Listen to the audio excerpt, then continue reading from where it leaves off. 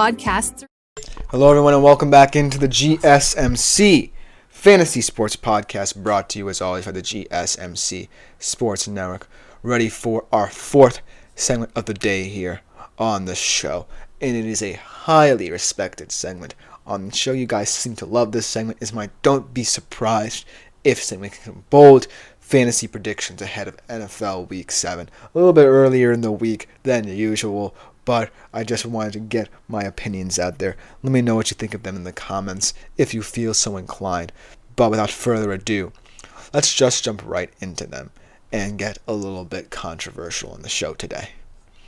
Start off, I feel like all of these predictions that I make are kind of centered around as Andre enters the chat, one of my favorite commenters of all time. Welcome to my friend. I feel like all of these predictions I make are predicated upon the flow of certain divisions, so to speak. I feel like this week especially, I took a lot of value in diagnosing specific divisional matchups that I feel like could dictate the week, and kind of talked about how certain units or certain players could make an impact on this game. So if you want to take stock in my predictions, you're very welcome to, but just know that where I find most of my kind of predictions stems from divisional matchups. So it's not always going to be the odd game here or there that you get every NFL weekend. It's going to mainly be about contentious matchups that actually really matter in the grand scheme of the season as well. But to start off with our first one of the Week 7 predictions, as Henri also says, thoughts on my parlay, just a three-legger. Brees 4 receptions, Josh Allen 30. Rushing, Braylon Allen 30 plus rushing. I think it's going to all come down to whether or not the new-look Jets offense can rely upon Brees Hall and Braylon Allen, right? Whether or not, changing from Nathaniel Hack to Todd Downing really changes anything about this Jets offense. Because if it doesn't, then Brees Hall and Braylon Allen might not be as effective as you want them to be. But I still feel like it can hit just because of the fact that Jets need a running game to truly improve as an offense. I feel like they're going to want to pinpoint that area tonight and focus on getting them as touchdown as Rodgers over under 220 yards as well. I kind of feel like Rodgers is someone who, game in, game out, you don't really know what you're going to get out of him. So I feel like this game could see him throw a little bit more just because of potentially what they could have there. But if I'm right in diagnosing the Jets as someone who wants to focus on the run, then perhaps Rodgers might have to take a little bit of a back seat. And thus, that's what I can't really necessarily predict much about what the Jets are going to look like going forward, much less tonight, because this whole surprise was really sprung on us so quickly that we couldn't have time to react to what the Jets could look like in a very important game, mind you. So I'm just going to say he's going to hit the under, but that's just because I feel like the Jets are going to try and diagnose as many problems tonight as they can in terms of getting this offense going. But going back to my predictions and talking about a divisional matchup that could spring a couple of surprises in terms of fantasy predictions. How about the Vikings and Lions and the Vikings defense potentially stymieing the Lions and being a top 5 defensive unit for the fantasy week? I feel like the thing about the Lions is that they're a very tough team to stop if you don't necessarily focus on the certain aspects of how they can beat you. As Andre also asks, would you trade Garrett Wilson and Olave for A.J. Brown? I feel like, not to kind of shed light on this trade in a negative way, but as I said, Lions are going to kill them. We'll see. This is just my ultimately prediction. I feel like the Vikings D have looked like one perhaps the best in the NFL. If you wanted to pick any defense to be the top unit this season. So I'm just basing it off of what I've seen, at least in the Vikings defense. But in terms of your trade request, not for nothing, I do feel like that trade could be plausible, even though it's a 2-player trade. But at the end of the day, I feel like, once, Derek Carr comes back for the Saints and Chris Olave comes back as well, as he left yesterday's game because of a concussion, I feel like they could find a rhythm again, because I feel like that's what they're going to want to predicate their offense on. And Garrett Wilson, I kind of feel like he's someone who is going to find a way to positively impact the game.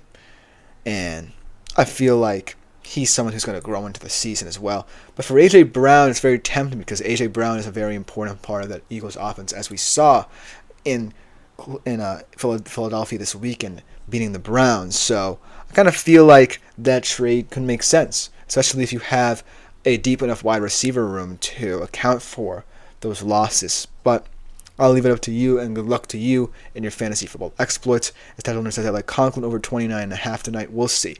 I feel like he's someone who is Aaron Rodgers' one of his favorite targets this season in terms of his ability to adjust his routes.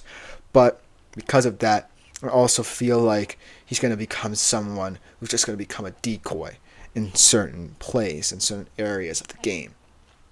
So it's going to highly depend on if they maintain a lot of what they were doing, or if it's a whole new game script.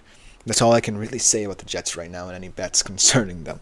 But going back to my prediction about the Vikings defense, Brian Flores has certainly looked like one of the most creative defensive coordinators in his pressures. As Andre says, my receivers would be Jamar Chase, A.J. Brown, Brian Thomas Jr., and Josh Downs. So it's a deep enough wide receiver room where I feel like if you trade for A.J. Brown, then I feel like you'll be comfortable in having your 2 top receivers in Chase and A.J. Brown.